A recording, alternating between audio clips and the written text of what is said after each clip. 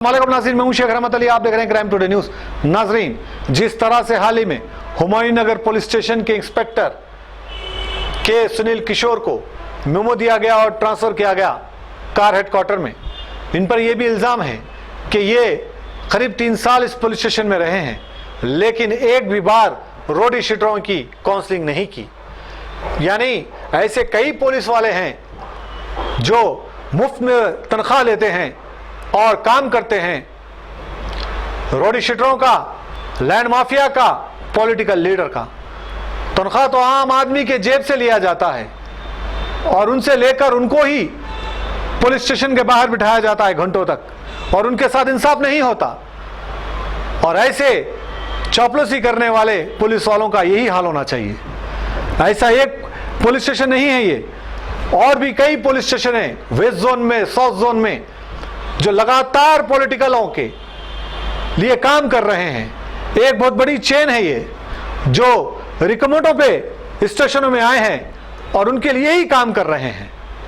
अगर इस पे तहकीक की जाए तो कई ऐसे पुलिस वाले आपको नजर आ जाएंगे जो बेईमान पुलिस वाले हैं, जो अपनी ड्यूटी में कभी भी ईमानदारी से काम नहीं किए, और अगर काम करते हैं तो ऐसे कुछ पॉलिटिकल लीडर्स का, लैंड माफिया का और रोडी शीटरों का। नाजरीन, शहर हैदराबाद में कुछ दिन पहले एक मुहिम चलाई गई गांजे को लेकर, चरस को लेकर और ड्रग्स को लेकर। आने जाने वाले राहगीरों को रोका गया, उनके व्हाट्सएप फोन में चेक किया गया, सर्च पे मारकर कि ये ड्रग्स के ताल्लुक से कोई बात तो नहीं करते या गांजे के ताल्लुक से। इनको किसने इजाजत दी कि आपके मोबाइल में आपका पर्सनल डाटा चेक करने की? पुलिस आए दिन आम आदमी पर जुल्म करते जा रही है। इसी बात को लेकर श्रीनिवास नामी एक शख्स ने हैदराबाद सिटी पुलिस कमिश्नर को लीगल नोटिस दिया और कहा कि किस कानून के तहत आप लोगों के सेलफोन चेक कर रहे हैं। जवाब तो अभी नहीं आया, लेकिन साउथ जोन डीसीपी का यह कहना है कि जो ये कर रहे हैं वो तो गलत है, लेकिन पुलिस अपनी जिम्मेदारी निभा रही है। क्या जिम्मेदारी निभा रही है? लोगों से रुपये हासिल करना, लोगों को डराना, रोडी शीटरों से दोस्ती बढ़ाना, लैंड माफियाओं से दोस्ती बढ़ाना, पॉलिटिशियनों के मकानात में रहना, उनके लिए काम करना। क्या यह पुलिस का काम है? पुलिस की जिम्मेदारी तो आम आदमी की हिफाजत है, लेकिन कहां पर कर रहे हैं आम आदमी की हिफाजत? कहां पर उनको इंसाफ दिया जा रहा है?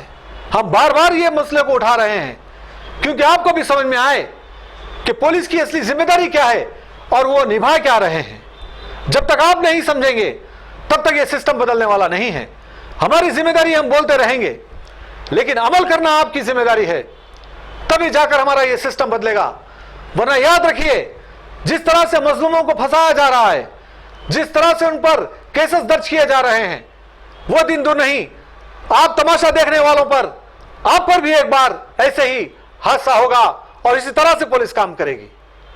तब शायद आपकी फरियाद सुनने वाला कोई नहीं। हम तो मौजूद रहेंगे। हम आज जो कह रहे हैं, कल आपकी भी फरियाद को इसी तरह से सामने लाएंगे। लेकिन जरूरी है कि आप उजागर होना। ऐसे सिस्टम के खिलाफ अगर लड़ना है, ऐसे बेईमान पुलिस वालों के खिलाफ अगर लड़ना है, तो फिर आपको आगे आने की जरूरत है। जिस तरह से चेकिंग के नाम पर आम राहगीरों को परेशान किया जा रहा है, कितनी ईमानदारी से यह काम करते हैं, आप समझ सकते हैं कि पुलिस का किस तरह का किरदार हो चुका है। आज हमारे इस मुल्क में सब में बड़ा संविधान, सब में बड़ा कानून है। पुलिस तो एक छोटा हिस्सा है। पुलिस इस सिस्टम को नहीं बदल सकती, क्योंकि हम समझ चुके हैं कि पुलिस सिर्फ और सिर्फ ऐसे रसूखात रखने वाले लोग, ऐसे पॉलिटिकल लीडर्स, ऐसे रोडी शीटर्स, ऐसे लैंड माफिया के लिए ही काम करती है। आम आदमी के लिए पुलिस नहीं है। बहरहाल, हम उम्मीद करते हैं जिस तरह से लोग कोर्ट को जा रहे हैं और कोर्ट के जरिए, कानून के जरिए इंसाफ मांग रहे हैं ऐसे पुलिस वालों के खिलाफ, यकीनन अब इसकी तादाद ज्यादा होगी। और वो लोग जो पुलिस को इस्तेमाल करते हैं और पुलिस जिसके लिए इस्तेमाल होते हैं, उन दोनों के लिए आने वाले वक्त में यकीनन इस पर कार्रवाई होगी। नाज़रीन, अगर पुलिस कि कहीं पर भी आपको गलती नजर आए या आप पर जुल्म करता है या आपके ऊपर परेशानी के लिए आपको परेशानी का सबब बनता है या आपको बिला वजह मारता है, तो आप उसकी रिपोर्ट फौरन ह्यूमन राइट्स में कर सकते हैं। अगर ह्यूमन राइट्स में भी आपको इंसाफ नहीं मिल रहा तो सीधा कोर्ट में आप केस दर्ज करवा सकते हैं और एफआईआर करवा सकते हैं। कोई ऑफिसर करने जाने की जरूरत नहीं है, क्योंकि ये सारे के सारे एक ही थाली के लोग रहते हैं। सिर्फ कार्रवाई के नाम पर आपको धोखा दिया जाता है या तो फिर आपको समझाया जाता है और मसले को वहीं पर दबाने की कोशिश की जाती है। अगर एक आध मसला ऐसा कोर्ट के जरिए हो जाए तो यकीन जानिए सारे पुलिस वाले अब ठीक हो जाएंगे, वरना इसी तरह से आपके ऊपर जुल्म करते रहेंगे।